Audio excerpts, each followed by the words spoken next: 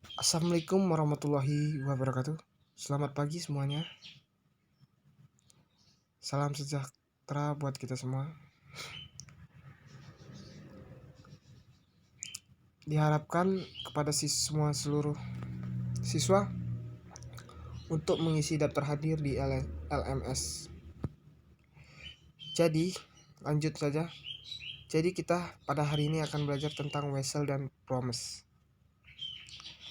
Surat wesel, surat perintah dari seorang atau suatu badan berpiutang untuk membayar suatu jumlah harga tertentu pada tanggal tertentu kepada seseorang suatu badan tertentu. Jadi surat wesel ini adalah surat tertulis untuk kita atau perusahaan. Promise itu kesanggupan membayar sebelum ada permintaan dari pihak kreditur, yaitu seperti ada suatu kontrak yang berisi janji secara terperinci dari suatu pihak. Menurut jatuh temponya, piutang wesel sebagai aktiva lancar wesel yang jatuh tempo dalam tahun buku tahunan. Yang kedua, aktiva tidak lancar piutang wesel sebagai investasi jangka panjang atau aktiva lain. Wesel yang jatuh tempo lebih dari satu tahun lebih siklus operasi nominal atau lebih dari 1 tahun. Akuntansi penerimaan wesel. Pada saat penerimaan wesel dan promise dilakukan pencatatan. Yang pertama, dijual barang dengan menerima pembayaran berupa promise dengan nilai Rp 750.000. Jadi pencatatannya adalah piutang wesel 750 di debit dan piutang 750 di kredit. Yang kedua, diterima promise yang di debitur atau langganan untuk pembayaran hutang dengan nilai 300.000 jangka waktu promise 60 hari. Jadi pencatatannya adalah piutang wesel di debit Rp 300.000 dan piutang di kredit 300.000. Yang ketiga, dipinjamkan uang 3.600.000 atas jumlah itu diterima dari peminjam promise jatuh tempo. Jadi uang kita dipinjamkan. Jadi pencatatannya adalah piutang wesel 3.600.000 di debit dan piutang 3.600.000 di kredit. Yang keempat, menarik wesel atas debitur jatuh tempo 90 hari, nilai seharga 900.000. Piutang wesel 900.000 di debit dan piutang 900.000 di kredit. Akuntansi hutang wesel atau wesel bayar. Pada saat penyerahan aksep itu adalah sama dengan wesel atau singkatan dari wesel. Aksep atau promise dilakukan pencatatan jurnal sebagai berikut. Pertama, dibeli barang dengan dagangan seharga 1.500.000. Atas pembelian tersebut diberikan aksep per 3 bulan. Jadi pembelian kita 1.500.000 di debit dan wesel pembayaran 1.500.000 di kredit. Yang kedua, diberi aksep 60 hari kepada kreditur nominal. Kita memberikan wesel 60 hari kepada kreditur nominalnya 75.000. Jadi kita berhutang.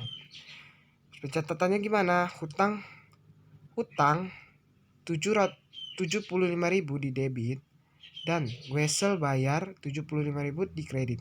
Yang ketiga, dipinjam uang dari bank ABC 6 juta berbunga 12% setahun. Atas pinjaman ini berikan aksep 180 hari. Beban pinjaman sebesar 150.000. Pencatatannya gimana?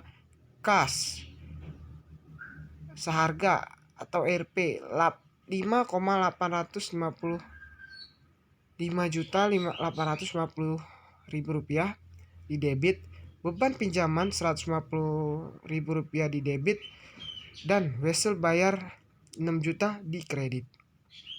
4. Diberikan promise kepada kreditur seharga 4.500.000 berbunga 9% jatuh tempo 90 hari. Catatannya, hutang 4.500.000 di debit, Wesel bayar 4.500.000 di kredit. Pembagian Wesel berdasarkan perhitungan diskonto. Wesel dibagi. Diskonto adalah bunga yang dikurangi dari nilai jatuh tempo Wesel tagih. Yang pertama, Wesel tidak berbunga adalah piutang dengan jadi tertulis yang jumlah nominalnya akan dibayar pada saat jatuh tempo pembayaran. Pembayaran sebelum jatuh tempo akan mengurangi jumlah uang yang dibayar dari nilai nominal. Selisih nominal dengan jumlah yang dibayar sebelum jatuh tempo disebut diskonto atau diskon. Perhitungan diskonto. Pada saat perhitungan diskonto harus dilakukan hal-hal sebagai berikut. Yang pertama, hari diskonto dihitung mulai tanggal dijual atau dibeli sampai dengan tanggal jatuh tempo dengan ketentuan. Yang pertama, bulan dihitung menurut hari sebenarnya. Yang B, jika dalam soal tidak dinyatakan persentase bunga diskonto adalah untuk 1 tahun. Yang ketiga, diskonto selamanya dihitung dari nilai nominal dengan rumus nominal kali hari diskonto kali persentase diskonto. Yang kedua, Wesel berbunga adalah tagihan atau piutang dengan janji tertulis yang akan dibayar pada tanggal jatuh tempo sebesar nilai nominal yang ditambahkan. Penyelesaian akuntansi Wesel berbunga dicatat. Yang pertama, bunga Wesel dihitung dari nominal Wesel untuk periode mulai penerimaan Wesel sampai dengan tanggal jatuh tempo. Misalnya, nilai nominal Wesel seharga 1.200.000 diterima 1 April 2000. Jatuh tempo 30 Juni. Bunganya 9%. Hari bunga April 30 kurang 1 sama dengan 29 hari. Mei 39 hari. Juni 30 hari. Jadi 90 hari semuanya. Bunganya ialah 90 hari dibagi 390 hari dikali 9. Diskonnya berapa? 9%. Jadi 9 dibagi 100 dikali 1.200.000 nilai nominal Weselnya.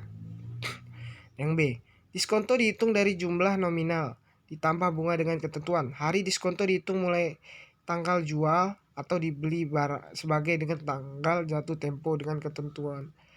Bulan dihitung menurut hari sebenarnya kalender. Setahun dihitung 390 hari.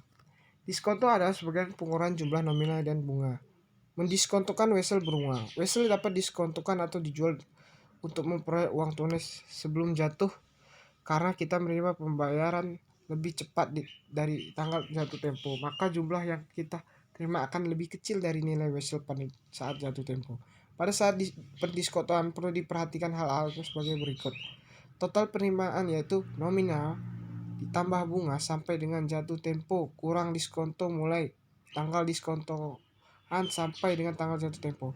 Yang kedua, pendapatan bunga dihitung sebagai pendapatan bunga sampai dengan jatuh tempo sama dengan RP. Diskonto atau diskon sama dengan RP. Yang ketiga, pencatatan pada saat pendiskontoan.